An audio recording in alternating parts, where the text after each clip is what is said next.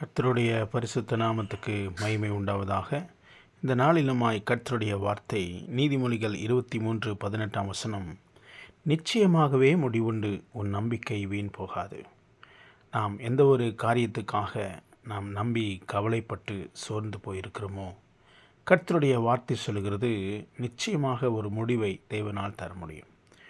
எந்த சூழ்நிலையும் மாற முடியாது என்பது கிடையாது.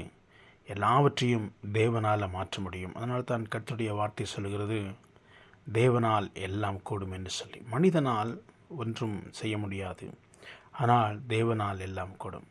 நாம் கர்த்தரை நோக்கி விசுவாசத்தோடு நாம் காத்திருக்கும் பொழுது வசனம் சொல்லுகிறது, நிச்சயமாக முடிவுண்டு, உன் நம்பிக்கை வீண் போகாது. எதற்காக நாம் காத்திருக்கிறோமோ, நம்பிக்கை வைத்திருக்கிறோமோ, விசுவாசம் வைத்திருக்கிறோமோ, அந்த எல்லா காரியத்திலையும் தேவனால் நமக்கு ஒரு விடுதலையை கொடுக்க முடியும், ஒரு சமாதானத்தை கொடுக்க முடியும். நிச்சயமாகவே முடிவுண்டு.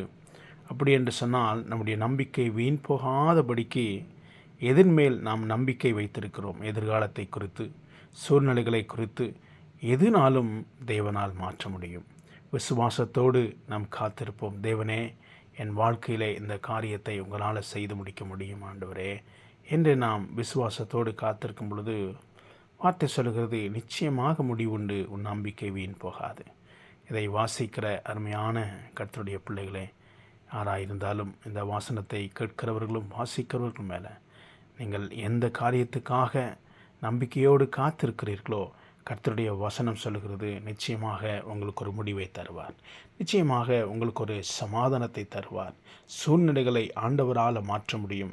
விசுவாசத்தோடு தேவனை நோக்கி நம்ம பார்க்கலாம். ஆண்டவரே, இந்த காரியத்தில் எனக்கு ஒரு விடுதலையை தாரும், இந்த சூழ்நிலையில் என்னை ஆண்டவரே இதிலிருந்து என்னை விடுவியும் என்று சொல்லும் பொழுது கர்த்தர் நிச்சயமாக விடுவிப்பார். கலங்காதிருங்கள்.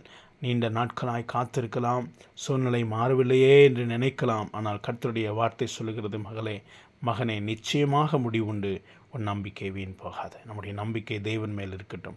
மனிதர்கள் மேல் அல்ல, உலக பொருட்கள் மேல் அல்ல, பணத்தின் மேல் அல்ல, கர்த்தர் மேல் நம்பிக்கை வைக்கும் பொழுது மட்டுமே நம்முடைய சூழ்நிலையை தேவனால் மாற்ற முடியும். நான் உங்களுக்காக ஜெபிக்கிறேன். அன்பின் பரலோக பிதாவே, இந்த வார்த்தையை கேட்கிற வாசிக்கிற ஒவ்வொருவர் மேலும் ஆண்டவரே உம்முடைய கிருபை ஆண்டவரே அவர்களை தாங்கட்டும் என்று சொல்லி நான் ஜெபிக்கிறேன்ப்பா. தேவ கிருபையும் தேவ சமாதானமும் உடைய குடும்பத்தை ஆளுகை செய்வதாக என்று சொல்லி ஜெபிக்கிறேன்.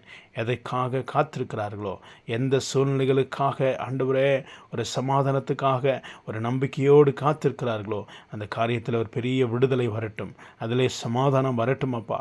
மனக்குழப்பங்கள், போராட்டங்கள் எல்லாம் நீங்கி போகட்டும் என்று சொல்லி நான் ஜெபிக்கிறேன். உடைய கரத்தில் ஒப்புக் கொடுக்கிறேன். கல்வாரி சிலுவையில் சிந்தப்பட்ட இயேசு கிறிஸ்துவின் இரத்தத்தினால் நம்முடைய பிள்ளைகள் ஒவ்வொருவருக்கும் ஒரு பெரிய விடுதலையும் சமாதானமும் இயேசுவின் நாமத்தில் வருவதாக. எல்லா தடைகளும் நீங்கி போகட்டும் என்று சொல்லி ஜெபிக்கிறேன். கல்வாரி சிலுவையில் சிந்தப்பட்ட இயேசு கிறிஸ்துவின் இரத்தத்தினால ஒவ்வொரு பிள்ளைகளுக்கு சமாதானம் உண்டாவதாக. ஆமேன், ஆமேன், ஆமேன்.